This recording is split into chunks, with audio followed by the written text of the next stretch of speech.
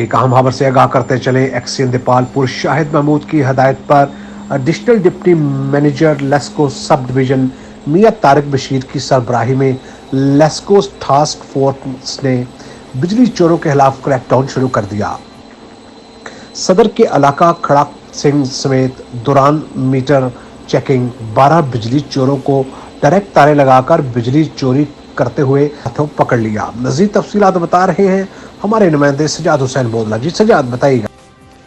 جی بالکل، ایکسن دیپالپور ملک شہد اقبال کے ہدایت پر additional deputy major LESCO sub division Mian Tariq Bashir, additional action عطا مجید، ایس ڈی او امین طیب کا LESCO sub division task force کے ہمراہ رات گئے صدر کے علاقہ کھڑک سنگھ سمیت مختلف علاقوں میں بجلی چوروں کے خلاف کارروائیاں۔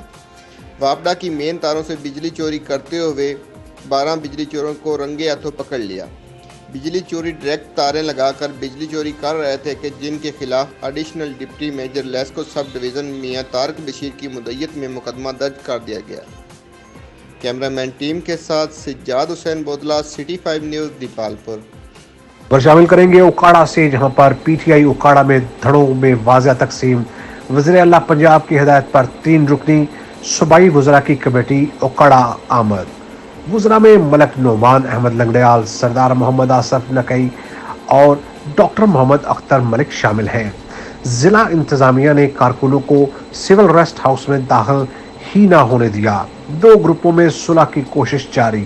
آر پی او ساہیوال اور کمشنر ساہیوال ڈویژن بھی صلح کروانے والوں میں شامل۔